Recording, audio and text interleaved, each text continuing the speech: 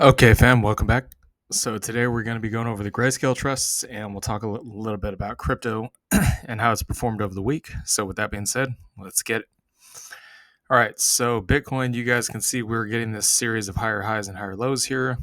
Again, this video is not about Bitcoin, but you can see the bull flag has broken out right here. The smaller bull pennant within the bigger bull flag has broken out to the upside. We're pushing against the top of the trend line. So it's creating a series of higher highs and higher lows. Again, we have roughly about a day and a half till this candle closes. But based on the price action for the week, I'd say it's highly likely this thing is going to close above the trend line here.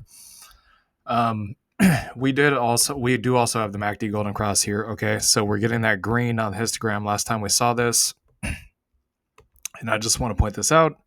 The very last time this thing turned green, okay, was all the way back in October of 2023, almost exactly at the same time last year, literally to the exact week, if you can believe that. That's insane, right?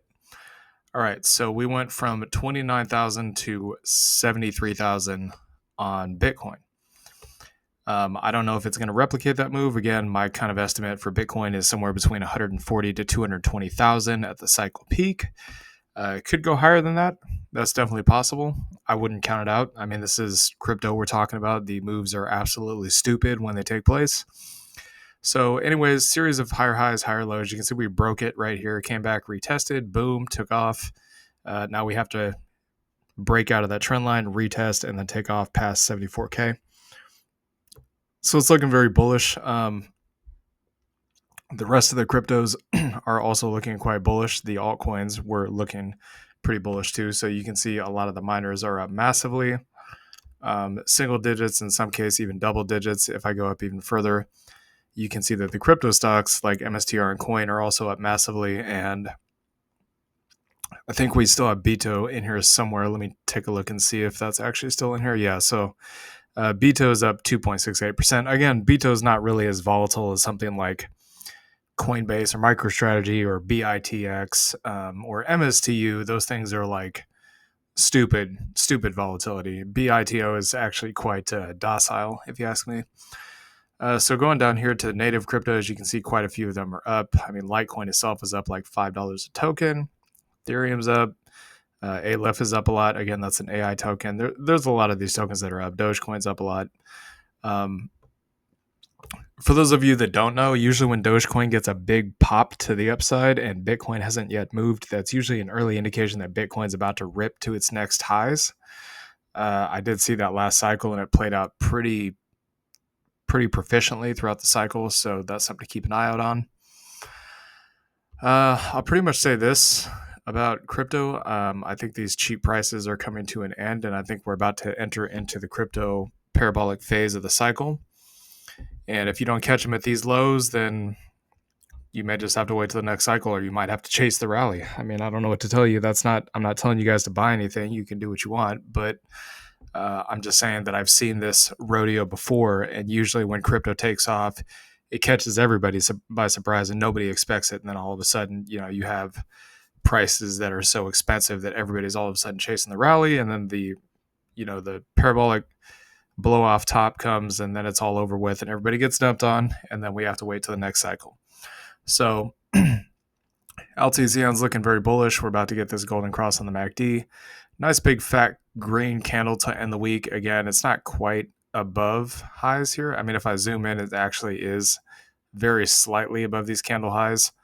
I don't care so much about that. What I care about is that it's a large fat green candle pushing into the resistance. That's what matters here.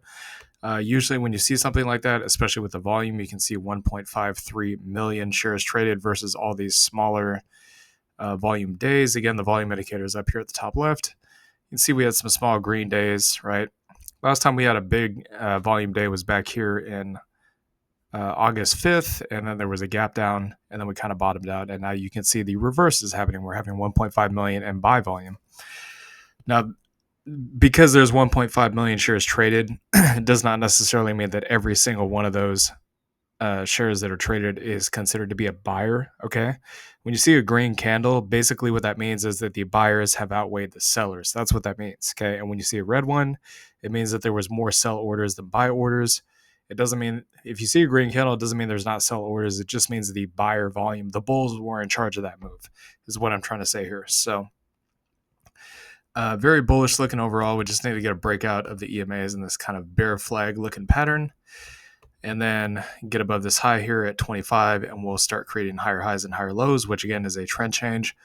So support here, we're still looking at kind of this 1150 to 15. Anywhere in there, in my opinion, is a good buy area. So 25 to 27, resistance there in 54, and then of course you have that 75 going all the way up to 510, which is the previous all-time highs. So 130%, 353% respectively. BCHG, this one's even more bullish than LTCN, which is interesting. But again, we do have a pattern here. We have an inverse head and shoulders. And the target for that pattern is actually, I believe it's higher than where the current price is. So we still have some ways to go here. Yeah, it's about $10. So it's gone up quite a bit, but still has a little bit of ways to go. But just to measure the candle for you guys to show you just how stupid this can get. Okay, and this is actually quite a small candle. This is not very large. It's about a 50% move in 1 week. Okay, that's a big move. If you had bought down here at the support when we had been talking about it at, roughly about 550 somewhere in there, or even down here at this trend line, you would be up huge. I mean, from the green box, you'd be up 50% from, assuming this is your initial buy, right? You're not adding to a position. But from the trend line, you'd already be up 90%. So it just goes to show that, waiting, having some cash on the side, waiting for these dips, and then positioning into the dips ultimately does pay off when it plays out. Okay, so resistance here. Again, I will say that in terms of the buy area, now that we've had a breakout and close above, anywhere on this trend line is a good buy. So anywhere from 650 maybe to about 750, somewhere in there. Again, we're stuck kind of in between the trend line and the EMAs. The price is actually above the EMAs, but it could easily pull back and retest the EMAs and then take off to the upside. That could happen. So above head 1050 to 1250, and then you have 1810 to about 2020, and then 24 up at the swing highs. So if we get a retest of the trend line or the EMAs, you're looking at roughly about 90%, 203%, 270% move. Again, BCHG's all-time high is at 60. We just went over the the macro price targets. They are much, much larger than that. I think BCHG was like 200 or 300. Okay, so HZEN, we finally got a candle close above these previous swing highs here. So this is not exactly a series of higher highs and higher lows. I would want to see the candles get above here at 575 to actually say this is a trend change, but it does still look good nonetheless. So support here 350 to 420, and then you have roughly about $7 to $8, and then 10.5, which again, the target for the wedge is the top of the wedge. So according to classic TA, that's pretty much where it should hit ultimately to pretty much fill that target. So 136 to 208. And again, that does line up with the bullish seasonality of Q4 in the halving year for crypto.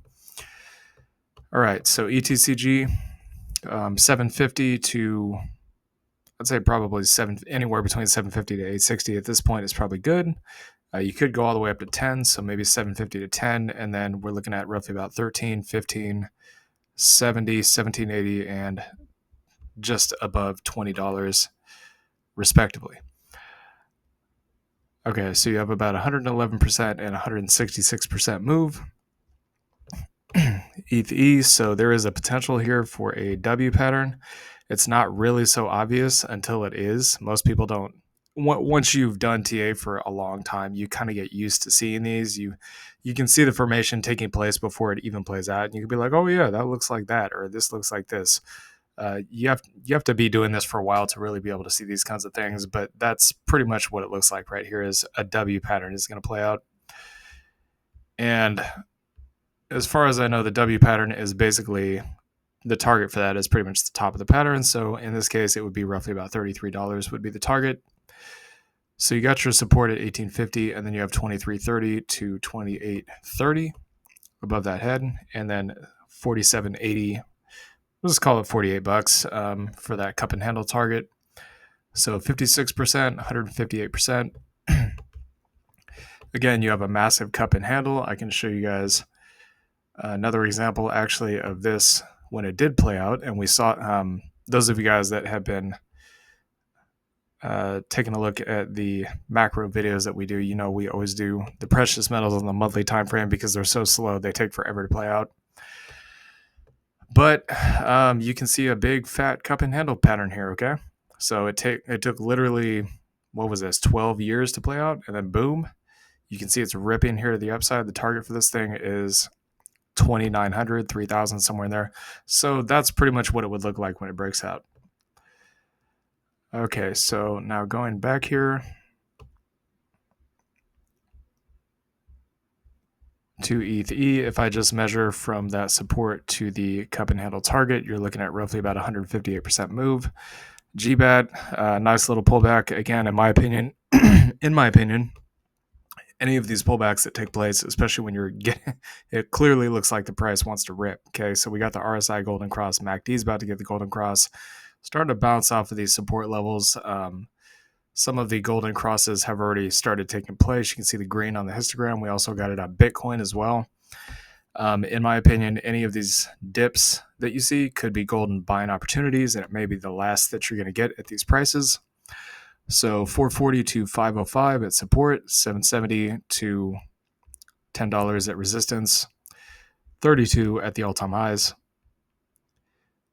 So roughly about 127 to 605%. And it's hard to say. It's really difficult to say if the Grayscale trusts are going to move in sync with their underlying tokens because, I mean, you got the premiums on the trusts. That's kind of one thing. And the fact that these trusts are stocks, technically, not actually cryptocurrencies. And you can see that they fluctuate differently, right? Like the stock market is closed right now, but crypto is actually still open. So it's hard to say if they're going to move perfectly in sync with each other. And so some days you may see where the native crypto is up, but Grayscale is doing absolutely nothing. And then you may see opposite days where the underlying is down and the Grayscale trusts are moving up. So do keep that in mind. All right, so FILG, 35 to 42, could be that support there. And then $400 is the all-time high. Again, I do think the all-time high is going to be much higher than 400. I mean, Filecoin itself hasn't really done much of anything yet. So 1,005% here. GLIV flat. Again, sitting on support. It's been sitting here for weeks. What have we told you guys about how the whales operate? Well, it's pretty simple. I'll go over this once again. If you guys didn't see that video, you really missed out. But usually they look for something like this, where the price is just chopping sideways at a macro support zone, and they buy massively in this area. Okay, because they know eventually, once it gets out of this area, because they've been in the space for a long time, once it gets out of here, what's it going to do? It's going to end up ripping to the moon, right? See this whole big fat zone back here during the bear market? That's exactly what the whales were looking at. And boom, took off like a rocket ship, did it not?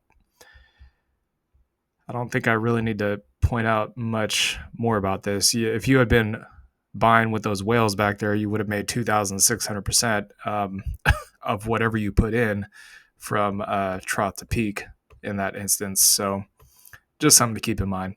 So 12 to 1460 at support there. Then the all-time high is at 80. Usually when these things, when these altcoins create highs during a current cycle, they usually go to new all-time highs. That's kind of just the nature of things in crypto. So do keep that in mind. And that's different from cycle to cycle peaks. Some altcoins do not make new all-time highs and following peaks, some do. But usually when an altcoin makes its first peak, it usually goes on to make another one and another one and another one. So we should at least see another second peak on these things. Okay, so 525% here, G-Link. Nice big green candle with a long wick to the downside, kind of like what we saw back here. Again, this is a possible W pattern. There is a possibility for a triple bottom here. Either way, it's a bullish setup. Support still sits at roughly about 40 to 47. Resistance is 68 to about 85, and then the all-time high up there at 220.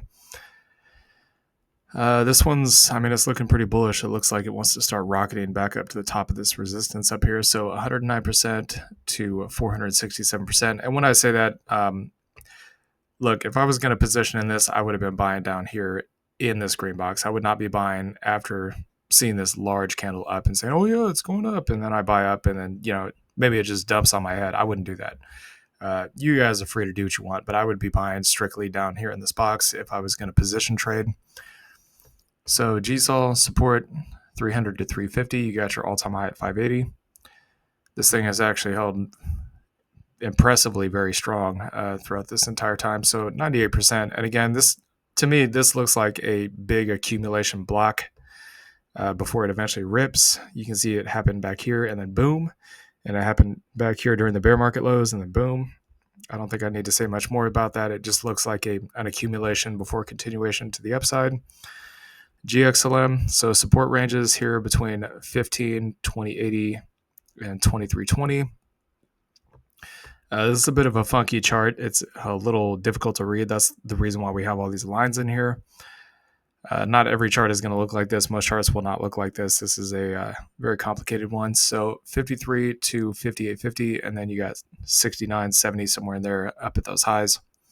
So we're looking at roughly about 290 and 364%. And mana, which I do think is going to be very, very bullish this cycle, because anything with gaming or AI or DPIN or the metaverse or meme coins probably going to be the hottest topic in crypto during the cycle. So 1050 support, 1750 to $20 resistance, and then the all-time high up there at 70. So the moves we're looking at here is roughly about 100 to 556%.